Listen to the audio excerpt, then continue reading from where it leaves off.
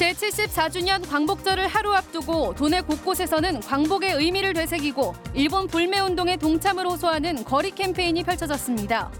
광복절인 내일은 도내 곳곳에서 경축 기념식이 열립니다. 속초시 조양동의 한 아파트 공사장에서 근로자 3명이 탑승한 공사용 승강기가 15층 높이에서 추락해 30대 작업자 3명이 숨지고 1명은 중상을 입었습니다. 제10호 태풍 크로사의 영향으로 광복절인 내일 새벽부터 비가 시작돼 모레 아침까지 이어지겠습니다. 춘천 MBC가 보도한 춘천시 공무원 출장 여비 문제와 관련해 춘천시가 허위 출장 부문에 대해 자체 사실 확인과 함께 환수 조치, 근본적 제도 개선에 나서고 있습니다. 시청자 여러분 안녕하십니까? 일본의 비상식적인 경제 보복에 대응하기 위한 시민들의 자발적인 행동이 이어지고 있습니다. 거리 캠페인은 물론 상점마다 태극기를 내걸고 일본 규탄에 나서고 있습니다. 백승호 기자가 보도합니다. 아침 출근 시간 사거리. 춘천 석사동 주민들이 일본을 규탄하는 피켓을 들고 섰습니다. 경제보복 즉각 중단하라. 과거사 반성 없는 일본 제품 사지 않는다. 이들은 출근길 차량과 시민들을 상대로 일본 보이콧 운동에 동참해줄 것을 호소했습니다. 과오를 반성하고 진심으로 사과하라! 석사동 자생단체 회원들이 회의를 하다 일본의 만행을 규탄하자는 의견이 나왔고 스스로 행동하기 위한 캠페인이 계획된 겁니다. 일본 규탄 피켓과 현수막을 직접 준비하고 석사동 주민 100여 명이 동참했습니다. 독립운동에는 참석하지 못했지만 불매운동에는 참석해야 되겠다 하는 자발적인 취지로 석사동 자생단체 10개 단체가 모이게 됐습니다. 광복절을 맞아 만세삼창을 힘차게 외치며 나라 사랑도 다짐했습니다. 강원대학교 후문 지역의 상점에도 태극기가 내걸렸습니다. 상점마다 걸린 이 태극기는 지역 어르신들이 폐지를 주워 모은 돈으로 마련한 것입니다. 광복절을 기념하고 일본의 경제 보복에 맞서 똘똘 뭉치자는 의미로 어르신과 지역 상인들이 뜻을 모았습니다. 역사 왜곡과 식민지 사관에 대한 어떤 왜곡된 것을 경각심을 주고자 또 그 일환으로서 또 이렇게 태극기 달기 운동을 시작하게 됐습니다. 일본 규탄 촛불 집회도 이어지고 있는 상황. 일본의 진심 어린 사과가 없는 한 강원 도민들의 규탄 행동은 더욱 확산될 전망입니다. MBC 뉴스 백소입니다. 오늘은 위안부 피해자 기림의 날인데요. 도내 곳곳에서 행사가 마련됐습니다. 동해시의 한 고등학교에서는 학생들이 독립군 식단을 체험하며 광복절의 의미를 되새겼습니다. 배연환 기자가 전해드립니다. 강릉 경포호수에 설치된 평화의 소녀상에 꽃목걸이와 꽃을 올려두고 초등학생은 위안부 피해 할머니들에게 편지를 띄워보내며 작게나마 위로의 마음을 전합니다. 8월 14일은 위안부 피해자 기림의 날로 지난 2017년 법률 개정안이 통과되면서 지난해부터 국가기념일로 지정됐습니다. 요즘 일본이 위안부라든가 징용 강제 이런 부분으로 볼모로 자꾸 이런 문제를 삼고 있는데요. 이럴 때일수록 저희가 한 목소리로 내셨으면 좋겠습니다. 동해시 북평여고의 점심시간. 연잎으로 쌓은 밥과 반찬에 조그만 태극기가 꽂혀 있습니다. 일제에 저항했던 임시정부 요인과 독립투사들의 식단을 체험해보는 시간을 가진 겁니다. 나라를 되찾은 광복절의 의미를 되새기는 학생들의 글을 식당 입구에 게시했습니다. 요즘 학생들이 학업 때문에 광복절 같은 기념일이 있는 경우가 많은데 급식으로서 애들의 역사를 접할 수 있는 기회가 된 것 같아서 의미 있다고 생각했습니다. 74주년 광복절을 맞아 도 내에서는 지자체별로 광복절 기념식이 열리고 나라사랑 태극기 달기 운동이 펼쳐집니다. MBC 뉴스 배연환입니다. 오늘 위안부 피해자 기림의 날을 맞아 춘천 지역 청소년들이 서울에서 열리는 수요 집회에 참석해 피해자들의 아픔을 위로했습니다. 위안부 피해자들의 인권 회복을 위해 만들어진 춘천 청소년 연합동아리 날갯짓 학생 40여 명은 오늘 서울 옛 일본 대사관과 광화문에서 열린 1400회 수요 집회와 위안부 피해자 기림의 날 행사에 참여했습니다. 개학한 학생들도 학교 측에 양해를 구하고 수요 집회를 찾아 일본에 사과를 요구하며 피해자들을 위해 목소리를 냈습니다.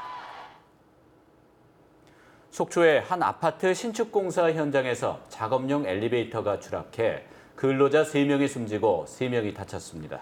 외벽에 설치한 작업용 엘리베이터가 무거운 구조물을 싣고 내려오다 무게를 견디지 못해 추락한 것으로 보입니다. 김형호 기자가 보도합니다. 소방대원들이 쇠기둥을 치우며 부상자를 구조합니다. 들것으로 옮겨진 부상자는 서둘러 병원으로 후송됩니다.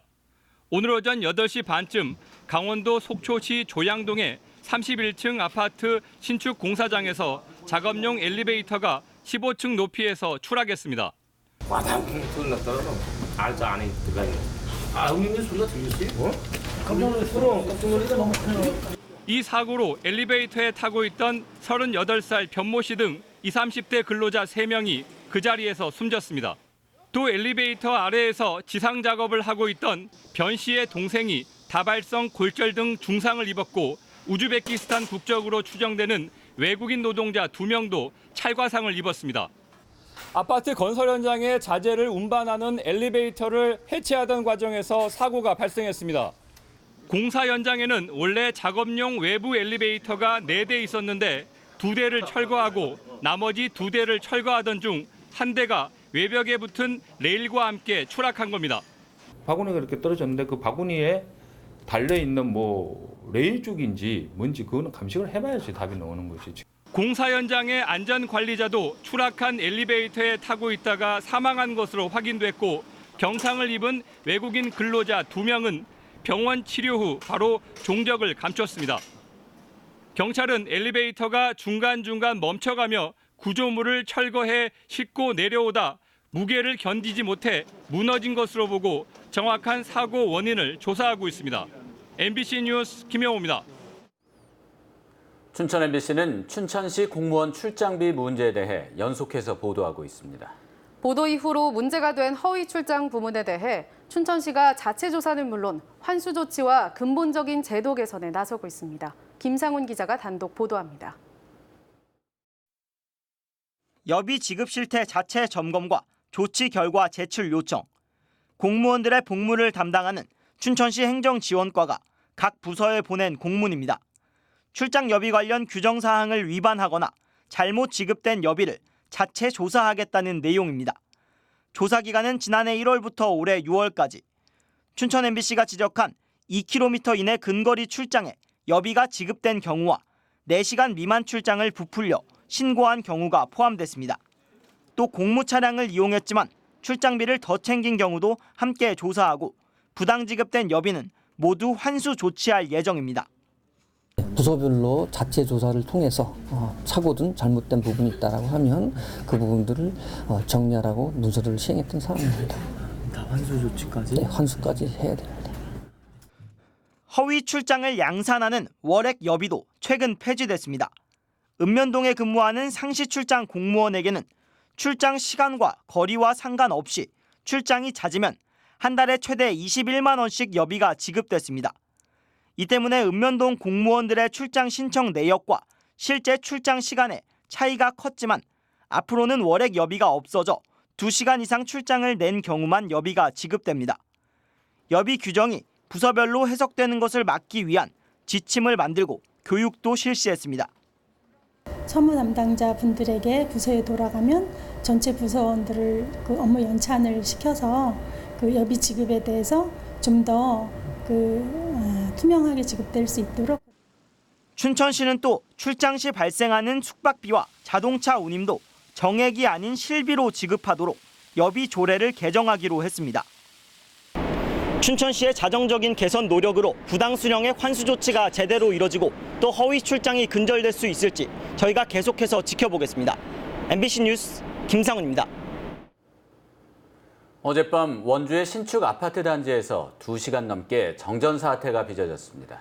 폭염 속에 주민들이 큰 불편을 겪었고 일부 가정은 재산 피해도 발생했지만 정전 원인을 제공한 한전은 피해 보상에 대한 책임이 없다는 입장입니다. 보도에 조성식 기자입니다. 아파트 2개 단지 1,400여 세대가 일순간 암흑으로 변했습니다. 불이 꺼져 놀란데다 냉방기도 작동하지 않자 입주민들이 집 밖으로 쏟아져 나왔습니다. 정전 사고가 난 것은 어젯밤 7시쯤 한전이 설치한 선로 개폐기 불량으로 2시간여 동안 전기 공급이 끊겼습니다. 1차 복구팀이 출동했지만 고장난 부품을 교체하지 못해 추가 인력을 투입하는 과정에서 30-40분가량 복구가 지연됐습니다. 고장난 설비를 제거하려고 했는데 그게 이제 또 잘 되지 않았습니다. 투발대로 간 힘이 이제 그 설비 제거를 하고 안전 복구를 했던 거죠. 이번에 정전이 발생하면서 주민들이 폭염 속에서 큰 불편을 겪은 것은 물론 일부 가정에서는 재산 피해도 발생했습니다. 저녁 식사 시간대였지만 전자레인지 같은 조리기구를 사용할 수 없었고 갑작스러운 정전에 가동 중이던 가전제품이 고장나기도 했습니다. 두 번째 정전이 됐을 때는 다시 전기가 복구됐는데 서큘레이터가 이제 고장이 났고요. 지난 5월에도 무실동 상가 밀집 지역에 2시간 반 동안 정전이 발생해 일대 상점들이 영업 피해를 입기도 했습니다. 연락도 없었고 방문도 없었고 저희 쪽에서는 피해 규모는 어느 정도 확인해놓고 있었는데 연락이 전혀 없더라고요. 하지만 한전은 고의나 중대 결함이 있을 때만 피해를 배상한다는 전기 공급 약관을 내세워 책임이 없다는 입장입니다.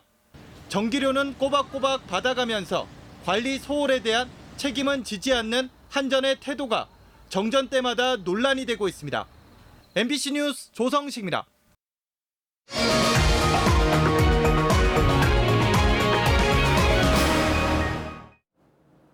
제74주년 광복절 경축 기념식이 내일 도내 곳곳에서 열립니다. 강원도는 내일 오전 10시 강원대 백령아트센터에서 애국지사 유족과 광복회원, 보훈단체 관계자 등이 참석한 가운데 제74주년 광복절 경축 행사를 개최합니다. 내일 기념식은 그동안 연극 중심의 공연에서 벗어나 광복의 기쁨을 음악극 형식으로 진행합니다. 영화배우이자 국악인인 오정혜 씨가 직접 출연해 소통의 장을 만들고 광복의 해인 1945년에 태어난 춘천 실버 농악보존회 회장이 경축식 사회를 진행합니다. 행사 뒤 낮 12시에는 춘천시청 시민의 종각에서 시민의 종 타종식이 열릴 예정입니다. 강원도교육청은 오늘 광복회 강원지부와 지난 3월부터 진행한 3.1운동과 대한민국 임시정부 수립 100주년 기념 교육활동 추진 경과를 발표했습니다. 우선 도교육청은 독립운동 유공자를 18개 시군별로 정리한 우리 지역 독립운동사와 강원 지역 독립운동에 대해 수업할 수 있는 초중등 교재를 발간했습니다. 또 도내 10개 교가가 친일 인명사전에 등재된 음악가가 만든 것으로 확인하고 구성원 의견을 수렴해 개선할 수 있도록 지원할 방침입니다. 또 항일 학생운동을 펼쳤던 춘천 농업학교 등 도내 10개 학교에는 9월부터 기념 현판을 설치할 계획입니다. 선거법 위반 혐의로 기소돼 항소심 재판을 받고 있는 이경일 고성군수에 대해 검찰이 징역 2년을 구형했습니다. 오늘 열린 항소심 결심 공판에서 검찰은 선거에서 금품을 제공하는 행위는 중대한 법 위반에 해당한다며 1심 구형량과 같은 징역 2년을 구형했습니다. 이 군수는 지난해 선거 당시 선거운동원 20명에게 법정 수당 외에 50만 원의 불법 수당을 지급한 혐의로 기소돼 1심에서 징역 8개월을 선고받았습니다. 한편 검찰은 방송토론회에서 허위 사실을 공표한 혐의로 기소된 김철수 속초시장에 대해서는 벌금 700만 원을 구형했습니다. 제10호 태풍 크로사의 영향으로 광복절인 내일 새벽부터 비가 시작돼 모레 아침까지 이어지겠습니다. 예상 강수량은 영서 지역 20에서 60mm, 영동은 100에서 200mm로 동해안을 중심으로 최대 300mm의 폭우가 쏟아지겠습니다. 오늘 낮 최고 기온은 홍천이 35.8도, 화천 34.9도, 철원 33.9도, 춘천 33.5도까지 올라갔지만 태풍의 영향으로 현재 강원 전역에 폭염특보가 모두 해제됐습니다. 차량 화재 사고입니다. 오늘 오후 5시쯤 춘천시 동산면 원창리 중앙고속도로 춘천 방면 원창터널 입구를 지나던 5톤짜리 이삿짐 트럭에서 불이 나 30분 만에 꺼졌습니다.